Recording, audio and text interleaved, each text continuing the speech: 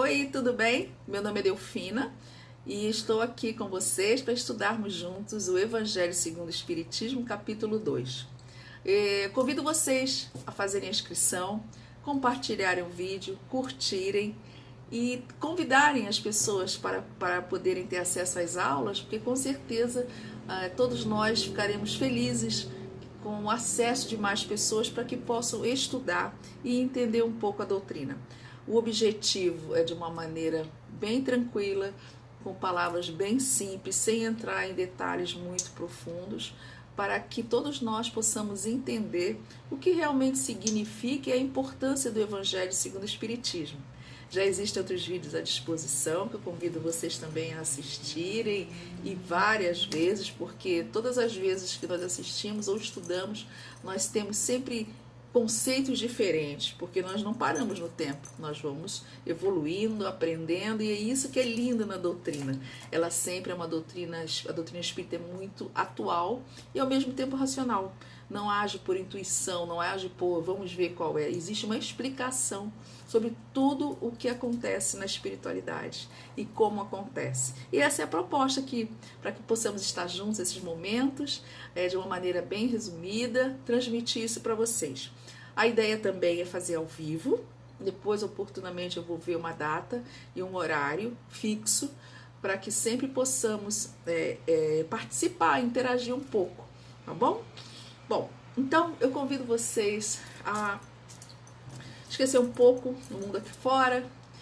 Vamos voltar o nosso pensamento para esse momento tão especial, essa oportunidade de estarmos aqui mais uma vez juntos, aprendendo a palavra do Pai, recebendo as orientações dessa espiritualidade tão querida, tão maravilhosa, que está sempre disposta ao nosso lado para nos ajudar. Muito obrigada, que possamos aproveitar da melhor maneira possível, com os nossos amigos espirituais nos intuindo e fazendo com que a aula seja muito, muito proveitosa, tá bom? Então vamos lá. Hoje nós vamos estudar O Meu Reino Não É Deste Mundo, capítulo 2 do Evangelho segundo o Espiritismo. Eu sugiro que vocês que tenham o Evangelho sempre dêem uma lida acompanhando, tá? O objetivo, como eu falei, pelo tempo mesmo, não vai ser ler tudo de uma vez, mas vamos falar sobre vários assuntos dentro deste capítulo para que possa ter uma ideia macro, uma ideia como realmente o que aconteceu neste capítulo de tão importante. Eu particularmente, eu amo esse capítulo. Eu vejo como a espiritualidade está ali presente, né? A Cristo como um ser de luz inquestionável, com muita sabedoria, preparado com certeza para aquela situação, aquele momento e aquela época daquele povo, que precisava ouvir essas palavras para que pudesse, com o tempo mesmo, fazer essa diferença e desenvolver naquele povo pensamentos para que eles pudessem entender que existiam coisas além da matéria, que não poderiam acreditar que somente aquilo, tudo ali que existia. Então vamos lá, para a gente começar e já ir levando à frente. Bom, meu reino não é desse mundo, a vida futura, a realeza de Jesus, o ponto de vista, instruções dos espíritos, uma realeza terrena. Tornou, pois, a entrar Pilatos no pretório, e chamou a Jesus, e disse-lhes: Tu és o rei dos judeus? Respondeu-lhe Jesus: O meu reino não é deste mundo. Se o meu reino fosse deste mundo, certo que os meus ministros haviam de pelejar para que eu não fosse entregue aos judeus. Mas, por agora, o meu reino não é daqui. Disse-lhes então Pilatos: Logo tu és rei? Respondeu Jesus: Tu dizes que eu sou rei. Eu não nasci nem vim a este mundo, senão para dar testemunho da verdade. Todo aquele que é da verdade ouve a minha voz. João, capítulo 18, versículo 33 a 37. Olha que interessante essa passagem.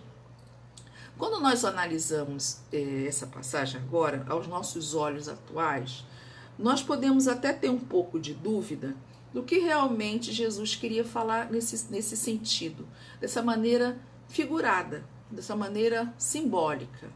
Que reino era esse que não era dele, não era dali daquele, não era daquele momento, não era igual de Pilatos, que era um homem tão poderoso para aquela época. E como todos nós sabemos, era uma época onde uma sociedade, ela não tinha valores morais muito claros, muito respeitáveis, vamos dizer nesse sentido. Então, o que valia muito ali era o quê? O poder, o dinheiro. O resto era praticamente lixo, se a gente parar para pensar de uma maneira bem simples.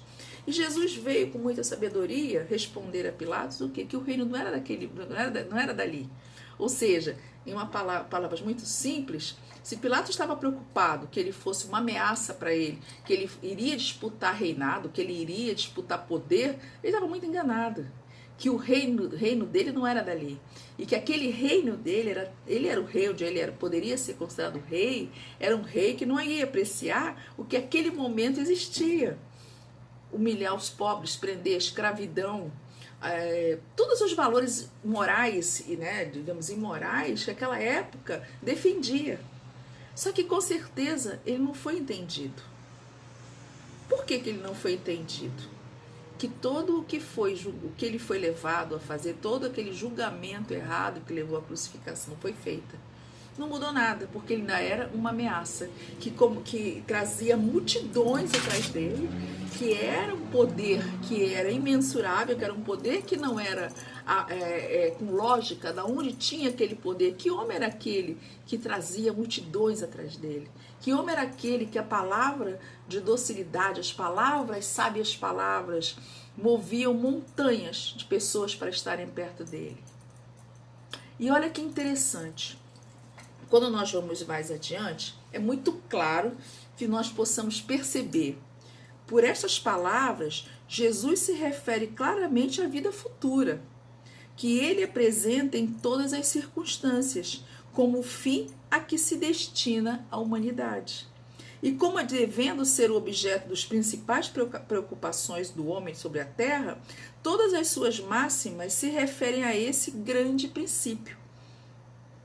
Sem a vida futura, com efeito, a maior parte dos seus preceitos de moral não teriam nenhuma razão de ser. É por isso que os que não creem na vida futura, pensando que ele apenas falava da vida presente, não os compreendem ou acham-os pueris. Esse dogma pode ser considerado, portanto, como ponto central do ensinamento de Cristo, com certeza. Vamos mais adiante? Eis porque está colocado entre os primeiros no princípio desta obra, pois deve ser a meta de todos os homens. Só ele pode justificar os absurdos da vida terrestre e harmonizar-se com a justiça de Deus. Então, quando nós, como espíritas, quando nós trazemos isso para o que nós aprendemos e o que nós entendemos no básico do amor no coração, que nós entendemos que nós estamos aqui nesse plano com uma missão. Nós estamos aqui para entender que quando nós reencarnamos, nós fizemos um acordo. Então, o reino que Jesus fala, que é o reino que ele pertence, que é o reino que é dele, na verdade, é um reino que nós todos queremos alcançar também. Por quê? Seria isso uma utopia? Seria um erro a gente pensar assim? Uma ganância de um erro? Não. Porque se Jesus fala que o reino dele não é desse mundo e que se fosse aqui na matéria teria sido impedido que ele fosse entregue aos judeus, ou seja, a linguagem que ele está falando não se aplica aqui à matéria. Lógico que as pessoas não entenderam o que ele quis dizer, porque isso na cabeça daquele povo, na época, isso não existia. Mas, hoje a gente lendo tudo isso, a gente traz isso de uma maneira tão lógica, porque dentro dos nossos conceitos morais, dentro do que nós acreditamos na doutrina espírita e dentro do que nós começamos a perceber no início dos nossos estudos, nós conseguimos entender que existe algo além da matéria. Nós conseguimos perceber que esta riqueza que o reino de Deus tem e que o reino de Deus nos oferece, nada mais é da nossa evolução espiritual que vai alcançar, dentro desse simbolismo, uma paz interior muito grande, onde temos ao nosso lado, vamos dizer, cúmplices, não sei se seria a palavra tão perfeita, mas os nossos aliados, que são os nossos amigos da espiritualidade, que não nos abandonam nunca e que estão sempre ao nosso lado. Então, quando nós pensamos na força do que Jesus falou naquela época, nós conseguimos aceitar e entender o tão grandioso é a missão de Jesus, foi e ainda será. Porque neste caminho da bondade, neste caminho da evolução espiritual, é o que vai trazer a todos nós essa riqueza espiritual tão fascinante, tão linda, que nós procuramos a vida toda. Nesse reino de Deus, nesse reino que Jesus se refere, é o reino que nos traz a possibilidade de nos tornarmos seres melhores, de evoluirmos, de crescermos, de prestarmos atenção nos sinais, de colocarmos amor dentro do nosso coração, para que a gente possa sempre estar ligado à espiritualidade, no coração, na mente e toda essa linha de raciocínio para com eles. Não é lindo, gente? Ó, é tão bonito. Acho o máximo. Então, seguindo mais um pouquinho, ainda no capítulo 2, olha o que a gente vê aqui. Jesus, entretanto, conformando o seu ensino ao estado dos homens da época, olha o que eu falei antes, evitou de lhes dar o esclarecimento completo, que os deslumbraria em vez de iluminar, porque eles não teriam compreendido. Ele se limitou a colocar, de certo modo, a vida futura como um princípio, uma lei da natureza, a qual ninguém pode escapar. O que seria a lei da natureza? Que ninguém pode escapar.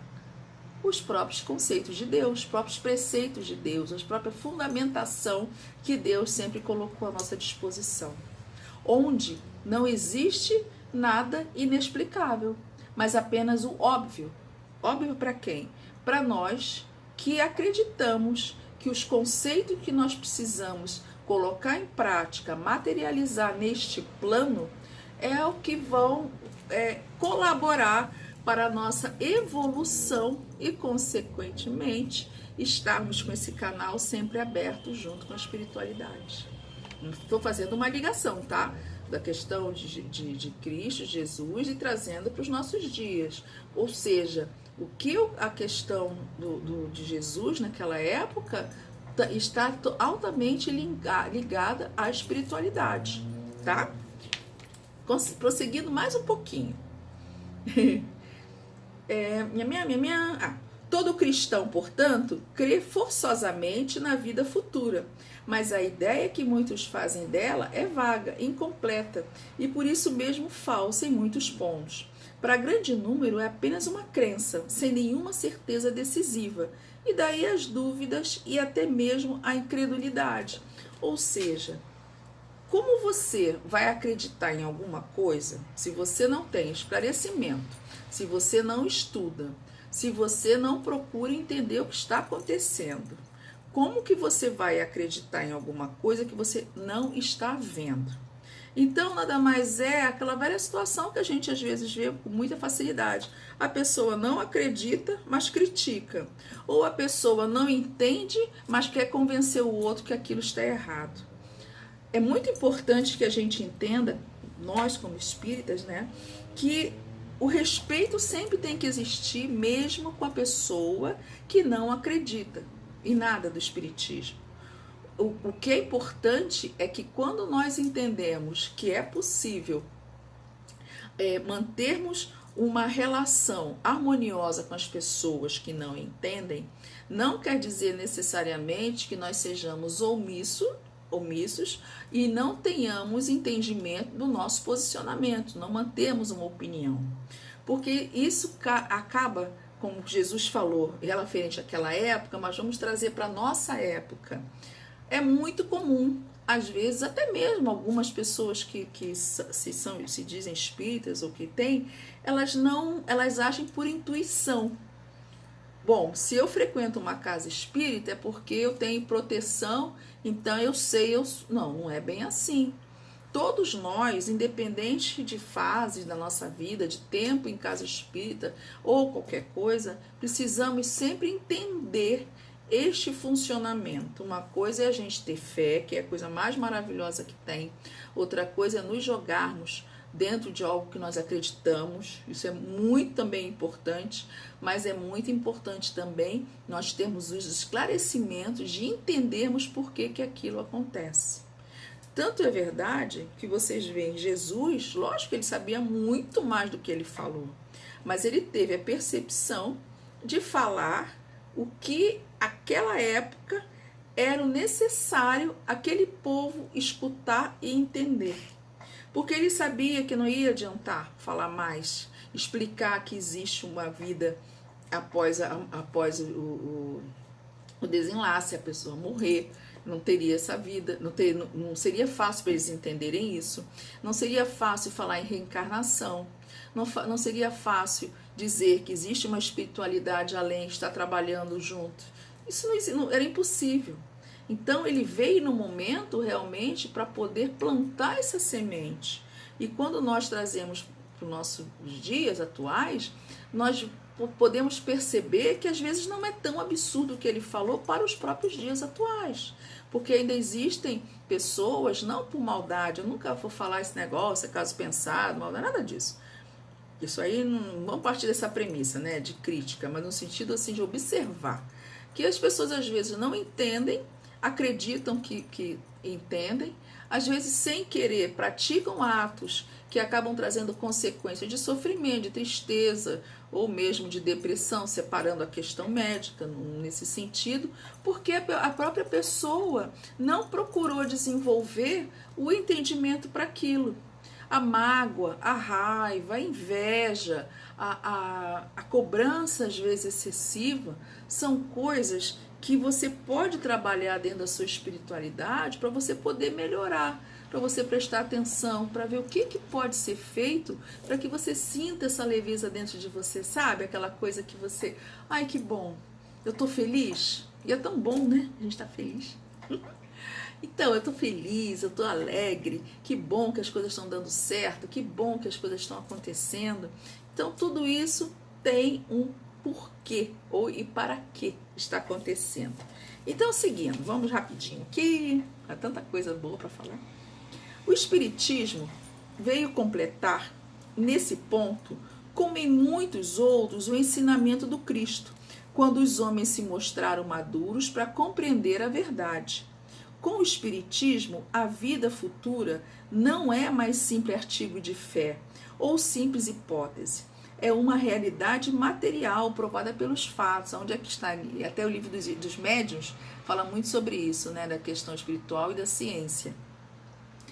Porque são as testemunhas oculares que a vê descrever em todas as suas fases e peripécias de tal maneira que não somente a dúvida já não é mais possível, como a inteligência mais vulgar pode fazer uma ideia dos seus mais variados aspectos. Da mesma forma que imaginaria um país do qual se lê uma descrição detalhada. Ora, essa descrição da vida futura é de tal maneira circunstanciada, são tão racionais as condições da existência feliz ou infeliz dos que nela se encontram, que acabamos por concordar que não podia ser de outra maneira e que ela bem representa a verdadeira justiça de Deus. Olha que lindo! Gente, olha que legal que está sendo dito aqui. Então, fechando só essa primeira parte agora, o que o Espiritismo vem completar é que de uma maneira comprobatória, de uma maneira fundamentada, de uma maneira realista, sem arriscar. Sabe aquela coisa? Não, vamos ver qual é? Não, eu não sei, mas eu acredito. O Espiritismo, a doutrina espírita, ela comprova que muitas coisas que acontecem não são consideradas, por exemplo, sobrenatural o fenômeno. que tudo isso que aconteceu, que Cristo falou naquela época, já estava sendo preparado tudo isso para a espiritualidade, como nós sabemos. Mas tudo o que foi feito tem uma explicação bem feita dentro da doutrina espírita.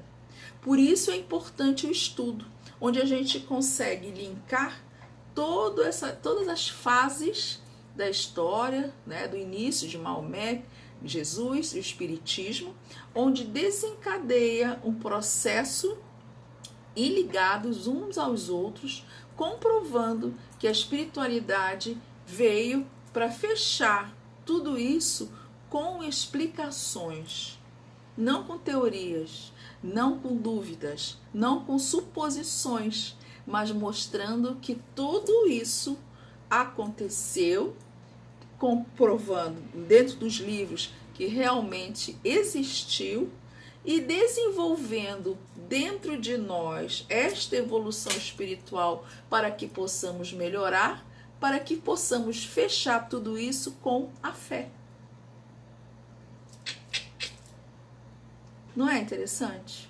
Não é como é sábio? E cada vez que a gente estuda, mais a gente aprende, mais a gente entende que tem muita coisa para aprender a estudar. E isso tudo ainda pode ser ratificado, pode ser endossado, pode ser comprovado através dos próprios espíritos que, ao passar pelas histórias todas de processos, enviaram mensagem através de psicografias. E através de várias mensagens é possível comprovar também no capítulo 2 como foi a visão de reis, de rainhas, de desencarnados, que após uma passagem na Terra, nesta época, ou época depois também, quase 1800 anos depois, pôde comprovar que reino de Deus era esse. Então vamos ver isso aqui? Então olha só, no capítulo 2 existem psicografias, tá? E as instruções dos espíritos sobre esse momento. Eu vou deixar para o final uma psicografia que eu amo de paixão, que até hoje numa aula no Skype, a gente está no nosso grupo que nós estudamos, eu li essa psicografia, que é linda. É uma realeza terrena, uma rainha da França. Foi psicografada em 1863. Muito lindo, né? Então, voltando aqui. A realeza de Jesus, tá? O reino de Jesus não é desse mundo, então isso já é fato, isso nós conseguimos entender. Isso todos compreendem, mas sobre a terra ele não terá nenhuma realeza? Olha a jogada. O título de rei nem sempre exige o exercício do poder temporal. Ele é dado por consenso unânime ao que, por seu gênio, se colocaram em primeiro lugar em alguma atividade, dominado o seu século e influindo sobre o progresso da humanidade. É nesse sentido que se diz o rei ou o príncipe dos filósofos, dos artistas, dos poetas, dos escritores, etc. Ou seja, a questão da palavra rei não quer necessariamente que seja usada como que tenha um reino. Mas muitas vezes, né, dentro do exercício no poder temporal que a gente fala, né, questão daquela época, é usado também, por exemplo, para o melhor ator. É o rei dos atores, a gente não fala assim. O poeta, nossa, ele é o rei do poeta. Ou seja, a ideia do rei é sempre do poder máximo, é o que está acima de todos. E na questão da realeza material, né, na temporal que era falado antes, era do poder material, dos reinos. Então, nesse sentido, essa realeza que nasce do mérito pessoal, consagrada pela posteridade, não tem muitas vezes maior preponderância que a dos reis coroados. Ela é imperecível, enquanto a outra depende das circunstâncias. Ela é sempre abençoada pelas gerações futuras, enquanto a outra é às vezes amaldiçoada. Ou seja, quando nós falamos na questão de rei, para certos valores, como eu falei, o rei dos atores, o rei dos atletas, o rei, não deixa de ser uma qualidade, né? Quando nós falamos na questão do rei dos reis, do rei do poder, nós estamos falando de uma maneira que nem sempre é admirada. Ou seja, como fala aqui no livro, ela é às vezes amaldiçoada. Porque a questão do rei e reinado, existe essa questão, existia a questão das disputas, a questão de matar os povos, né, para poder ter a riqueza de povos adversos. Então, este conceito já é diferente nessa questão do valor, da questão temporal. Então, a realeza terrena acaba com a vida, mas a realeza moral continua a imperar, sobretudo depois da morte. Sob esse aspecto, Jesus não é um rei mais poderoso que muitos potentados. Foi com razão, portanto, que ele disse a Pilatos: eu sou rei, mas o meu reino não é deste mundo. Olha que bacana. Entenderam? Entenderam, lógico que entenderam. Mas olha que interessante. Enquanto Pilatos estava falando da questão do rei, do poder, Jesus estava falando do quê? De um outro tipo de reinado, onde ele jamais enxergaria isso. Porque a evolução, o entendimento dele, do povo, é totalmente diferente. E a gente trazendo para esses dias, né, para os nossos dias, nós temos também, hoje, nós podemos ver com muita clareza a comparação que Jesus estava fazendo. O que para hoje para a gente é lógico, né? O rei desse setor, o rei, a gente vê como até uma qualidade. E Jesus falando com muita sabedoria naquela época, falou que o meu reino, eu sou rei, mas não é desse lugar. Ou seja, era um rei de bondade, um rei de amor, um rei de luz, um rei salvador, um rei que até hoje é lembrado com muito carinho. Muito legal, né? E vamos falar um pouquinho sobre, antes de passar para esse ponto aqui do ponto de vista, então, só para fechar esse raciocínio, fica muito clara a questão do que é o reino de Deus, do que é ser rei e nós precisarmos evoluir para chegar nesse reinado. Então, de uma maneira muito simbólica, o que foi estudado, o que nós podemos analisar para trás, é totalmente atual. Porque essa busca para poder chegar nesse reino de Deus, de ser aceito, de poder trabalhar, de poder melhorar, de poder crescer, é o que todos nós almejamos. Se não for todos nós, pelo menos uma maioria, que está voltada a tentar melhorar. Pode, às vezes, dentro de uma certa, não maldade, mas falta de oportunidade, não conseguir entender que é preciso estudar, que é preciso ler, que é preciso refletir, que é preciso pensar e não agir por intuição. O que com certeza muitos fazem sem maldade. Às vezes a gente convive, né, dentro da família, dentro de amigos, dentro de pessoas que têm corações maravilhosos, mas que dentro dos conceitos dela, ela acha que está certo, ele acha que está certo. E a gente respeita, porque cada um tem o seu momento de evolução. Pode ser que chegue um momento para melhorar ou para mudar os conceitos? Pode. Ah, mas vai mudar antes? Ninguém sabe. Somente ela que teve, né, que fez um acordo antes de reencarnar, vai passar pela vida por essa pessoa todas as oportunidades para ela melhorar. Cabe a ela escolher. Ou vamos colocar, né, todos nesse momento. Todos nós temos a oportunidade de melhorarmos. Todos nós temos a oportunidade de pararmos e refletirmos. O que nós queremos, o que eu quero para a vida, o que eu quero para a espiritualidade, o que eu quero me doar, que fé que eu tenho. Que fé é essa que eu só procuro quando eu preciso? Que fé é essa que eu não tenho vontade de saber nada? Que fé é essa que eu não volto um momento especial para mim, para perguntar: você está feliz? Como é que eu posso melhorar? O que eu posso fazer para melhorar? Ou então, por que eu sou uma pessoa boa, eu sou uma pessoa que faço tudo certo, mas eu não estou feliz? Por quê? Será que realmente eu estou fazendo as coisas certas? Será que realmente eu não estou dando o meu máximo para melhorar? Será que eu não deveria parar para pensar e refletir sobre tantas coisas? Essa vida é tão maravilhosa, tem tantas coisas boas para serem feitas, tanta doação que a gente precisa fazer, espontâneo, mas que às vezes não, trazem uma retribuição tão rica de amor, para que, sabe aquela coisa do bálsamo do coração que fica, ai que bom, tô leve. E aí, quando nós falamos sobre o ponto de vista, a ideia clara e precisa que se faz da vida futura dá uma fé inabalável para o porvir, não é verdade? E essa fé tem consequências enormes sobre a moralização dos homens, porque muda completamente o ponto de vista pelo qual eles encaram a vida terrena. Para aquele que se coloca pelo pensamento na vida espiritual, que é infinita, a vida corporal não é mais do que rápida passagem, uma breve permanência num país ingrato.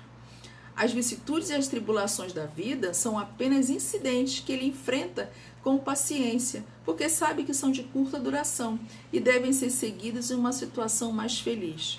Pela simples dúvida sobre a vida futura, o homem concentra todos os seus pensamentos na vida terrena.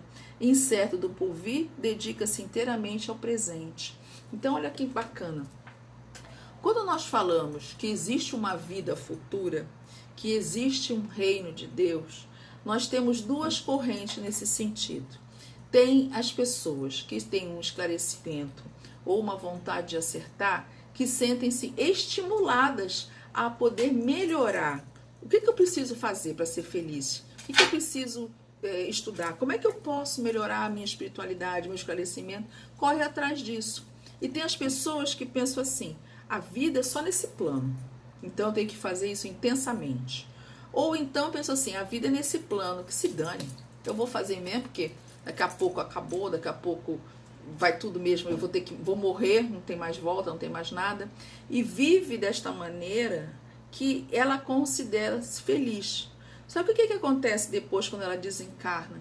Ela vai começar a entender se ela aceitar o que realmente aconteceu e por quê e o que aconteceu para ela não ter aproveitado a oportunidade que ela teve ao desencarnar de tentar melhorar nos pontos que ela se comprometeu que iria trabalhar, que iria melhorar para a sua própria evolução. E esse caminho é muito, muito claro, esse tipo de opção que nós temos. Então, quando é falado aqui com muita inteligência, é poder de entender que existem esses dois caminhos, mas que é necessário que haja esse crescimento espiritual para que possa se chegar a esse reino de Deus tão esperado, todos desejam essa paz.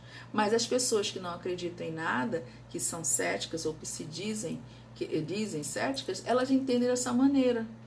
E aqui com o livro fala isso com muita precisão.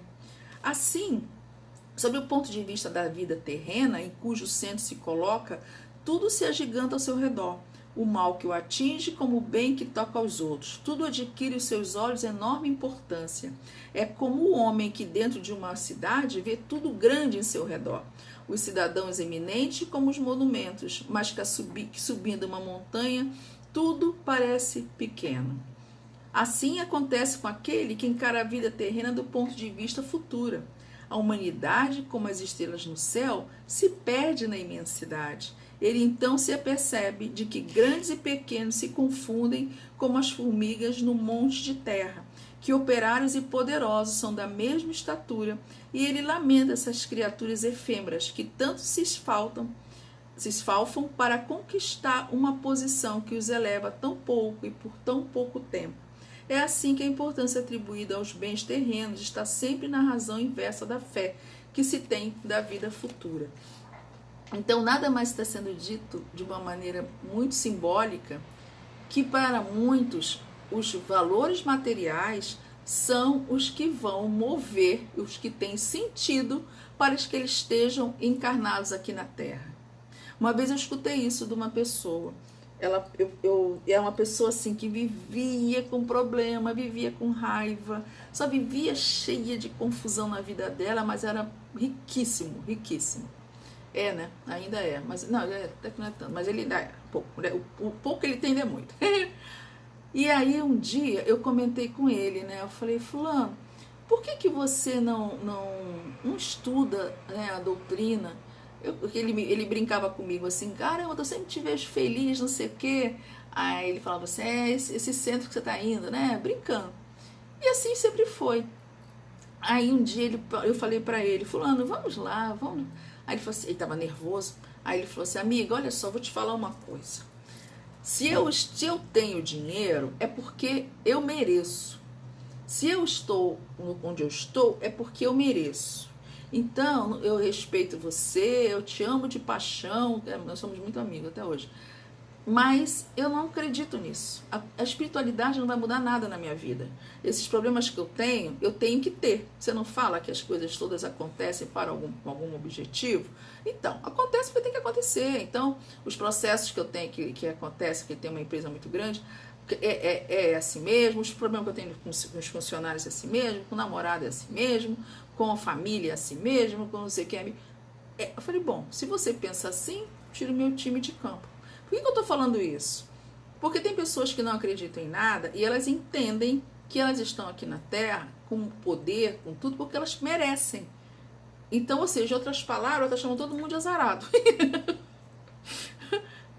mas então, aqui na Terra, se você falar para elas assim, lá em cima, simbólico, né?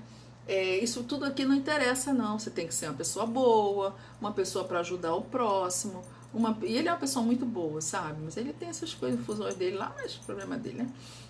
Ajudar o próximo, fazer o amor no coração, ter sentido com a vida, tudo isso. Para essas pessoas, elas não entendem. Elas não foge da lógica delas, foge.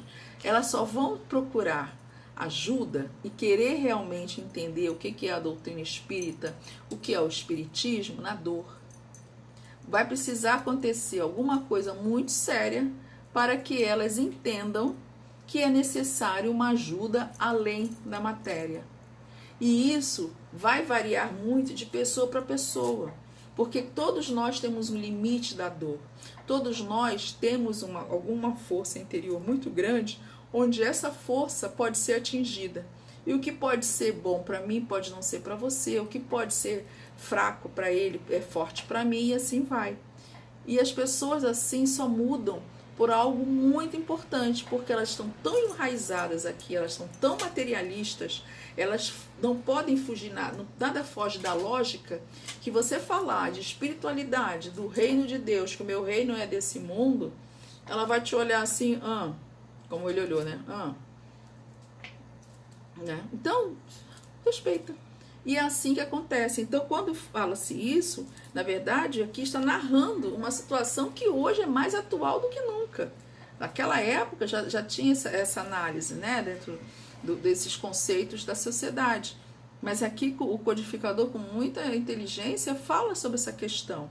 E se todos pensarem assim, desculpa, aqui mais à frente, Deus não condena, portanto, os gozos terrenos, mas o abuso desses gozos, em prejuízo dos interesses da alma. É contra esse abuso que se previnem os que compreendem esta palavra de Jesus: o meu reino não é deste mundo. Acabei de falar isso. Aquele que se identifica com a vida futura é semelhante a um homem rico, que perde uma pequena soma sem se perturbar. Aquele que concentra os seus pensamentos na vida terrestre é como o pobre que, ao perder tudo o que possui, cai em desespero. O espiritismo dá amplitude ao pensamento e abre-lhe novos horizontes. Oferece, assim, uma base e uma razão de ser a fraternidade universal, enquanto a doutrina da criação da alma, no momento do nascimento de cada corpo, faz que todos os seres sejam estranhos aos outros. Essa solidariedade das partes de um mesmo todo explica o que é inexplicável, quando apenas consideramos uma parte. Essa visão de conjunto os homens do tempo de Cristo não podiam compreender, e por isso o seu conhecimento foi reservado mais tarde. Então, o que nós aprendemos aqui? Que a evolução espiritual é necessária. O simbolismo usado desde a época antiga era necessário, embora hoje a gente saiba e compreenda com muita naturalidade que existe muito mais além do que tudo o que Jesus falou naquela época. E que o espiritismo, ele é a base de todo isto que aconteceu, para que possamos entender que todos nós temos uma missão muito linda a cumprir, que todos nós somos capacitados para isso, para esse amor incondicional para essa vontade de melhorar e de crescer. Todos nós queremos essa paz interior, que após que é quando houver o desencarnemento, falei errado, não, tá certo, eu sempre falo essa palavra errada, nós possamos acreditar que existe um mundo maravilhoso espiritual esperando a gente, que nós somos capazes de atingirmos essas colônias maravilhosas, de sermos encaminhados para maiores esclarecimentos, que possamos ver e entender tudo que nós fizemos, onde nós podemos melhorar, pedimos essa oportunidade de reencarnarmos para evoluirmos e sermos mais próximos cada vez mais da espiritualidade de Deus.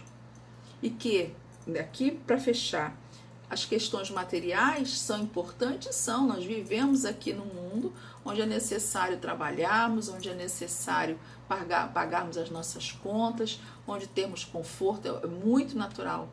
Mas o que nós não podemos é usar os bens materiais, o carro que nós temos, o poder que possamos alcançar contra as pessoas.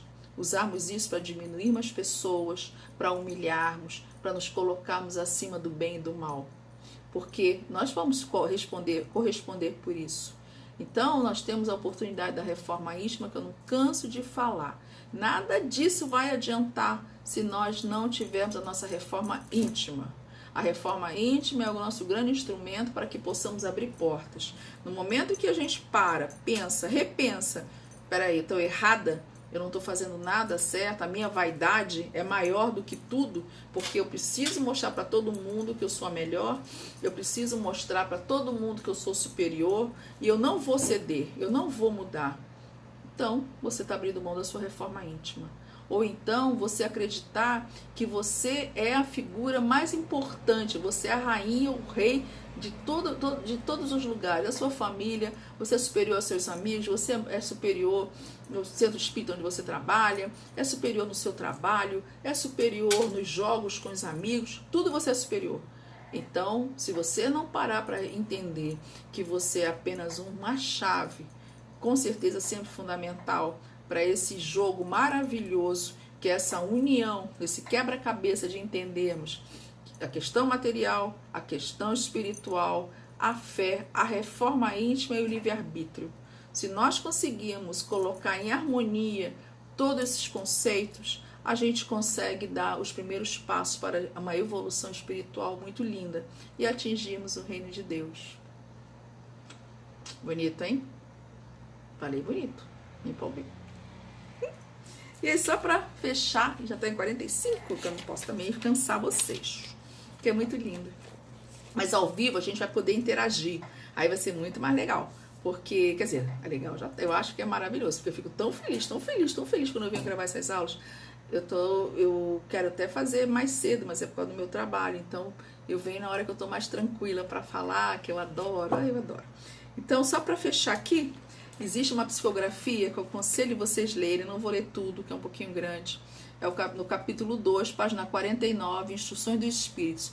Só para resumir, é uma rainha poderosíssima que desencarnou e ela era rainha, ela mandava e desmandava e era muito rica.